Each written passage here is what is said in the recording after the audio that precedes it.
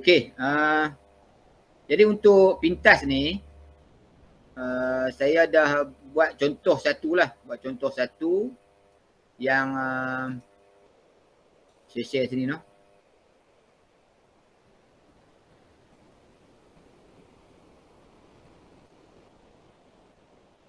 Okey, nampak kan? Okey, nampak. Okey. Okey, pintas singkatan bagi Pelan Intervensi Transformasi Sekolah. Ejaan dia macam itulah. P besar, I besar, N kecil, T besar, A kecil, S besar. Pintas Pelan Intervensi Transformasi Sekolah. Okey, dia punya tapak dia macam ni lah. Dia ada 13 lajur. Ada 13 lajur.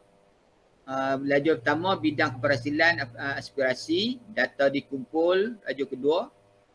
Lajur tiga bidang fokus. Lajur keempat TOV baseline. Lajur kelima kriteria kejayaan ataupun ETR indicator. Yang keenam inisiatif, 7 pihak tanggungjawab, 8 tempoh masa, 9 keperluan sumber, 10 kaedah pemantauan, 11 dapatan eviden, 12 penilaian yang tidak susul, 13 kos benar. Jadi yang ni kita perlu buat lah untuk kita ni TS25 ni modul 2, dan saya agihkan lajur-lajur ni kepada 4 bahagian. Kepada 4 bahagian. Yang pertama lajur 1 hingga lajur 5, strategic focus for intervention. Fokus strategik kita. Okey, untuk lajur 6 hingga 8 planning. Lajur 9 hingga 11 monitoring, pemantauan. Dan lajur 12 ke 13 evaluating, penilaian. Okey, kita tengok yang 1 sampai 5 dulu, lajur 1 sampai 5, iaitu bidang keberhasilan, data dikumpul, bidang fokus, TOV, kriteria kejayaan. Okey. Jadi saya ambil satulah contoh sini daripada PSO kita. Untuk bidang keberhasilan, saya ambil contoh satu, kualiti guru. Kualiti guru yang kita dapat sumber ni daripada kerangka TS25. Kerangka TS25 yang ni lah. Okey dah. Nampak kan? Kerangka TS25 ataupun ada juga kata bidang keberhasilan ataupun hala 7 TS25, iaitu ada 4 bidang keberhasilan TS25, ada 4, pemimpin berkesan, guru berkualiti, sokongan PIBG community, dan di tengahnya PDP bermakna. Jadi ini ialah bidang keberhasilan ataupun kerangka TS25.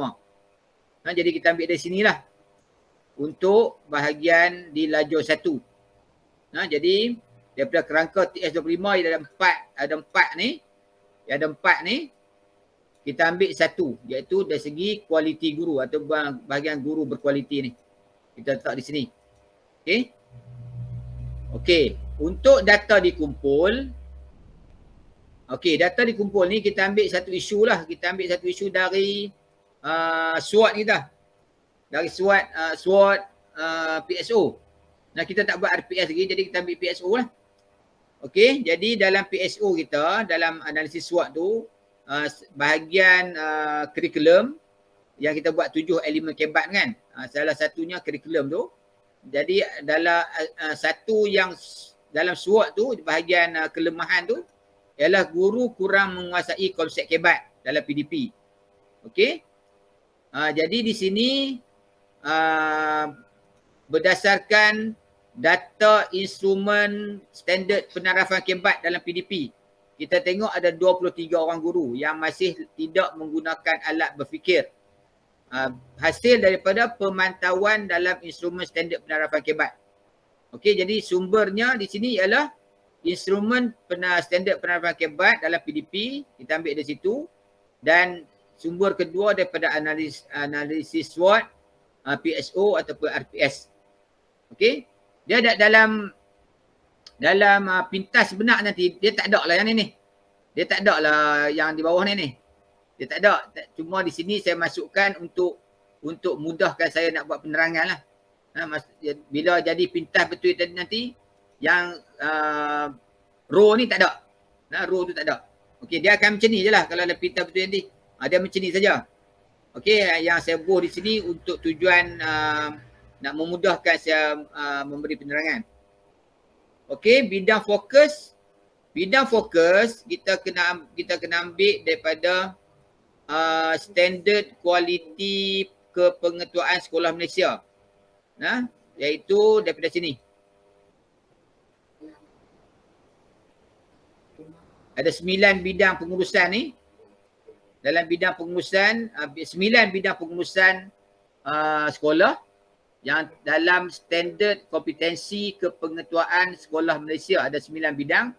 Ada bidang pengurusan organisasi, pengurusan kurikulum, pengurusan co-kurikulum, pengurusan HEM, pengurusan kewangan, pengurusan pejabat, pengurusan fizikal, pengurusan sumber manusia dan pengurusan hubungan luar.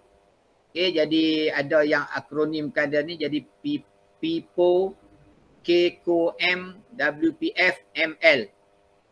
PIPO ni pengurusan organisasi, PIPO. Pengurusan organisasi, pengurusan kurikulum, pengurusan co-kurikulum, co ni, M ni pengurusan murid, HEM, W kewangan, P pejabat, F fizikal, M ni manusia, sumber manusia dan L hubungan luar. Jadi dia level mereka lah ni. PIPO, KKM, WPF, ML. Okey, jadi kita ambil dari sini untuk lajur ketiga, bidang fokus. Cikgu, saya interrupt Ustaz cikgu. Ya. Untuk yang kedua ni, maknanya bila 23 orang guru kita kata, maksudnya yang ni kita kena buat penarafan tu kepada semua guru lah cikgu kan? Ya. Sebagai data tu, maksudnya macam saya ni, saya kena mentafsir kepada penarafan ni bagi semua guru lah. Ya, betul. Maksudnya dia tak mencapai markah yang 89 tu kah? Yang duk kategori Ya, betul.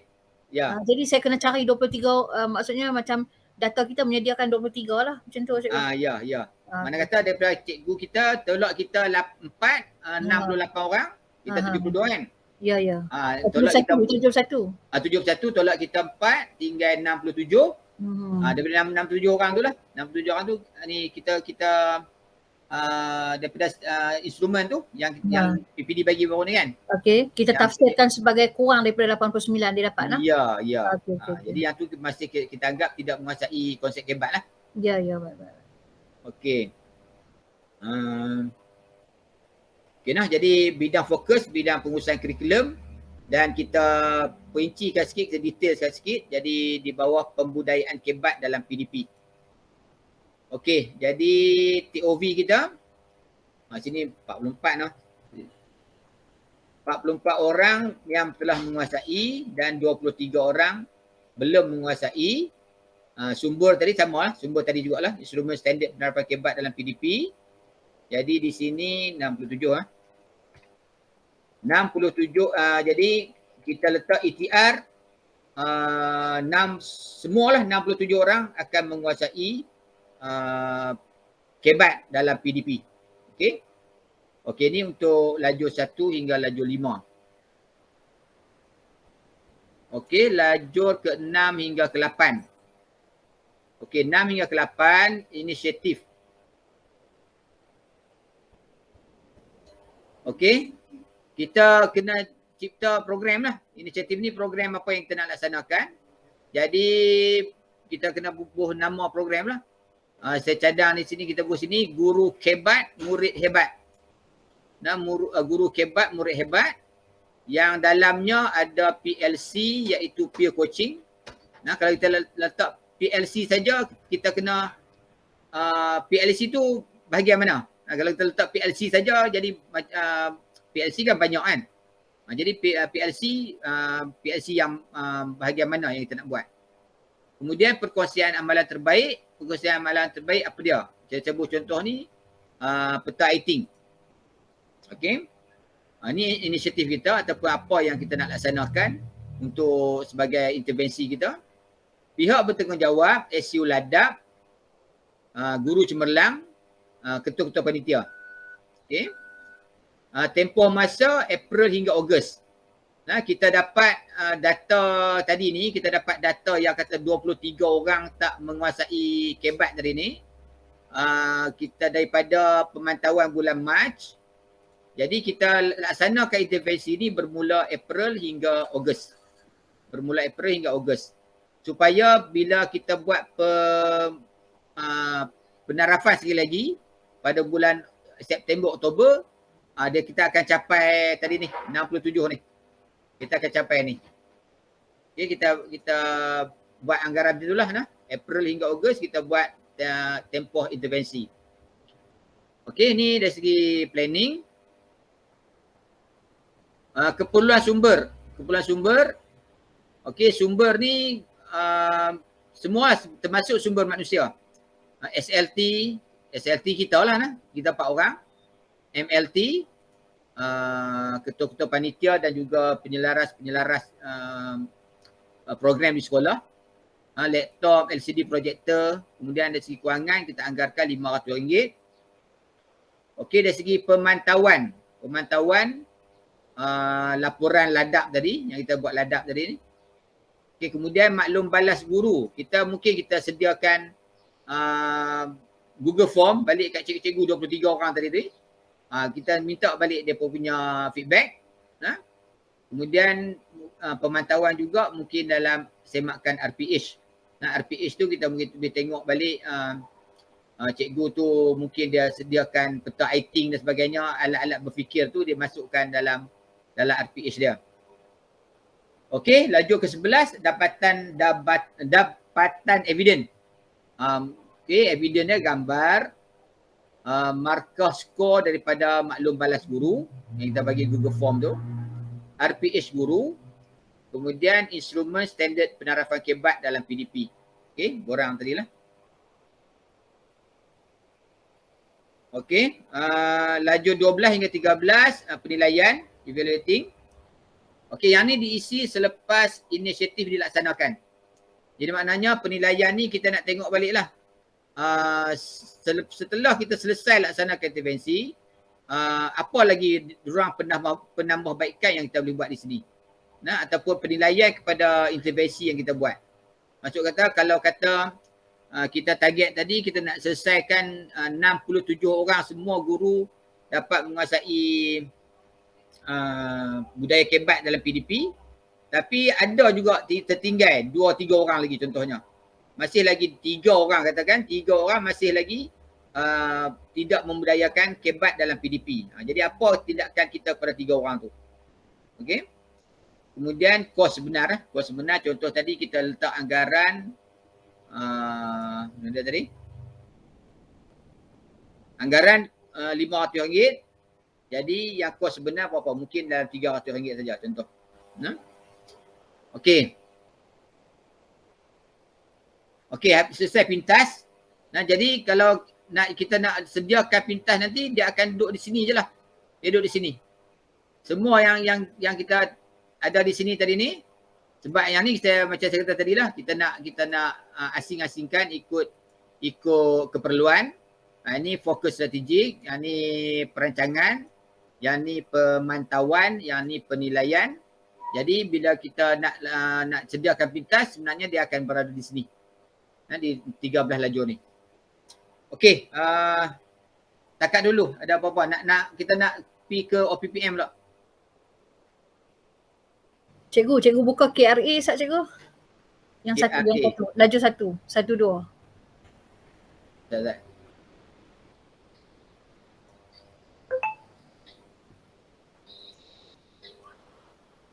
Yang tadi tu maksud cikgu yang kata kebat tu. Yang ni ya? Yang ni. Okay. Kita kata kat sini 23 orang guru tidak menggunakan alat berfikir dalam PDP. Jadi fokus kita kepada macam literasi ICT tu lah kan. Maksudnya sini kan. Penguasaan ICT mereka lah macam tu. Alat berfikir ni kalau kita tengok balik dalam instrumen ni. Peta buih. Peta writing lah ataupun lain-lain lain-lain alat berfikir. Ya betul. Jadi maksudnya macam dia guna Google Form apa semua kan. Jadi okey, lebih Peta kepada minda apa-apa sajalah ha, yang berkaitan dengan alat berfikir ni. okey, Mana kalau peer coaching kita ambil micro teaching boleh tak? boleh lah apa saja yang kita ni. Macam tu kan. Kalau panitia nanti dia nak rancang tu maksudnya buat sesi micro teaching kepada guru-guru yang tak menguasai itulah dalam grup yang kecil tu lah. Okey, dia tengok ni lah. Ha. Instrumen standard penarafan kebat lah dalam PDP.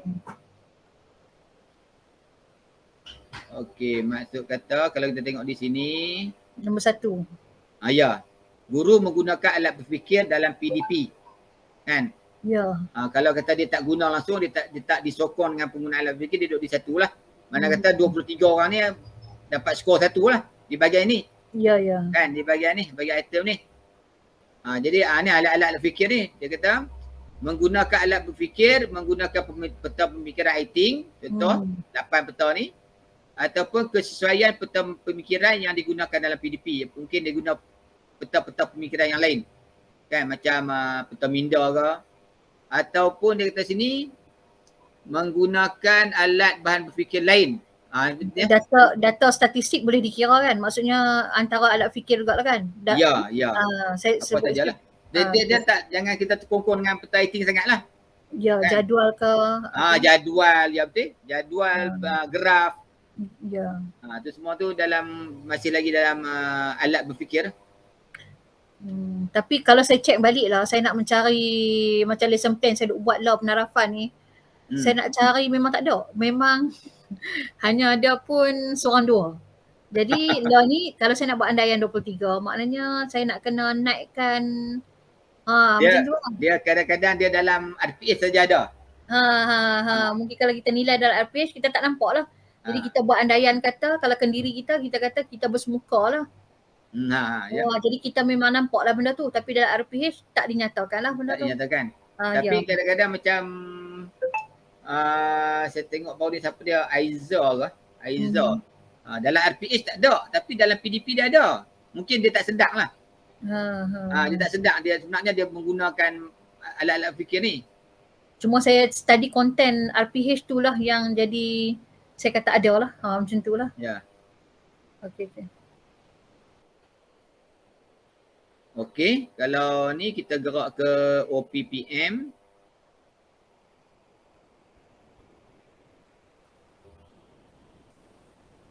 Siapa ni okey ya? Okey cikgu. Dia SQL Ustaz buat kita SQL Ustaz TS tak? Tak. Tak lah. Saya pun dah tunjuk kat Cik Mustafa ni maknanya. InsyaAllah lah. Tapi yang ni buat untuk waktu BI tu. Waktu panitia BI daerah kami buat ni. Oh pernah buat? Ya. Okey. Okey dah? Untuk OPPM ni ringkasannya one page program manager one page program manager, okey. Di sini dah ada beberapa bahagian lah. Mana kata kita dalam satu page ni kita boleh mantau program ni lah, boleh mantau dan boleh tengok perkembangan salah satu program.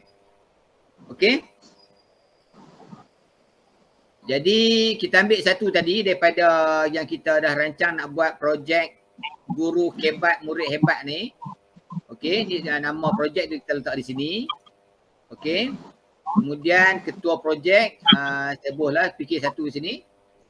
Okey, dan objektifnya meningkatkan bilangan guru menguasai kebat dalam PDP. Okey. Tugasan ni tarikh pelaksanaan. Okey, tugasan utama yang kita tulis balik yang tadi lah daripada yang kita buat pintas tadi, kita buat pintas tadi. Di sini bahagian inisiatif ni. Guru kebat murid hebat jadi projek dia. Kemudian tugasan utama kita salin balik yang tu je. Peer coaching, amalan terbaik. Cikgu, dekat objektif tu dekat sini kita macam bila kita kata konsep ni dia macam menyeluruh lah pula kan, macam teknik penyoalan ke dari segi Tapi kita kekalkan yang konsep ataupun kita ambil kepada yang kita sentuh alat berfikir tadi tu. Macam mana? Yang mana objektif ni kan? Objektif kepada ni OPPM ni. Dia kita ambil umum ke ataupun kita ambil fokus kepada Dia ada satu lagi objektif khusus kan yang ni kan? okey. Dia ada objektif khusus. Okey. Okey, yang ni PLC, peer coaching dengan perkongsian amalan terbaik. Okey. Yang ni status pelaksanaan lah, status pencapaian projek. Mana kita mula dari April lah tadi lah, bukannya ni. Okey, kita mula dari April. Mana kita buat setiap ni kita buat setiap bulan lah, peer coaching ni 3 kali. Kemudian perkongsian amalan terbaik pun kita buat 3 kali. Okey, April hingga Ogos. April hingga Ogos. Okey, dan tanggungjawab PKP, guru cemerlang, ketua panitia, SC Uladak. Okey, di sini di mana siapa yang bertanggungjawab tu dah ditandakan ni lah. Okey. Sub-objektif. Ni talian lah ni. Mengenal pasti kumpulan guru yang memerlukan bimbingan, berkongsi amalan terbaik dalam PDP berkaitan penggunaan peta ITING, mencapai skala 3 dalam kita baca tadi ni. Mencapai skala 3 dalam instrumen penerapan kebat dalam PDP bagi item penggunaan alat berfikir. Ni kita kecilkan lagi objektif kita lah. Sub-objektif ni. Okey. Kos 250 dan objektif khusus ataupun sasaran dia 23 orang guru menggunakan alat fikir dalam PDP. 23 orang guru dilatih oleh rakan sebaya bagi menguasai konsep kebat dalam PDP. Okey. Simbol yang tanda bulat kosong ni belum siap, yang tanda bulat hitam ni dah siap. Okey, boleh tahu tu? Ada nak clear ni? Nanti kita nak minta MLT nak buat ni. Dah je senang? Kita ni nampak tu kita faham lah sebab 2-3 kali dah kita duk dengar kan. Tapi kita kena menerangkan kepada MLT tu secara detail macam ni jugalah. Kalau tidak mereka tengok ni pening ni pun. Lah ni pula mereka tengah kursus pula ni COC ni. Tengok dah.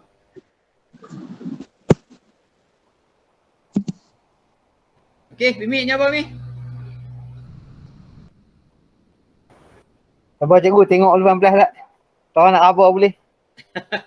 Nanti kita kena untuk tiap-tiap satu tu kita buat satu lah. Mana kata kurikulum satu 7 elemen kebat tu lah Kurikulum, pentadsiran, pedagogi, co-kurikulum, sumber, bina upaya dengan sokongan komuniti lah. Kita tengok balik lah. Kita ambil tengok balik daripada SWOT kita tu. SWOT tu saya tengok kita akan ambil daripada witness lah. Kita tengok kan sebab daripada witness sudah naik isu kan. Yang ni cikgu boleh masukkan dalam ni lah, dalam kebat punya pintu GC tu. Ya. Bagi ni depa ambil buat contoh kan. Ya. Video ni kan semua penerangan ni boleh juga lah.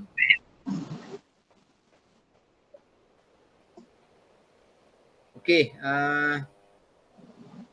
kalau clear kita cadang bila nak jumpa dengan MLT ya?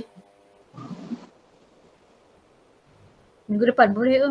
Minggu depan hari Rabu juga. Boleh insyaAllah. Rabu juga Okey, hari Rabu kita jumpa MLT. Persiapan saya apa dia cikgu? Maknanya benda tu saya dah masukkan semua dah. Pedagogi ke apa semua saya dah masuk dah. Yang lain nak sedia tapak kosong ke semua? Tapak kosong. Kemudian ni lah PSO kita bagi depa ni balik, bagi depa ulang kaji balik. dalam DC dah masuk dah. PSO. Jadi maksudnya ataupun bahan ni cikgu masukkan awal untuk lepas okey, study boleh. awal tu. Nah. Okey. Okey, selesai bahagian tu. Terima kasih.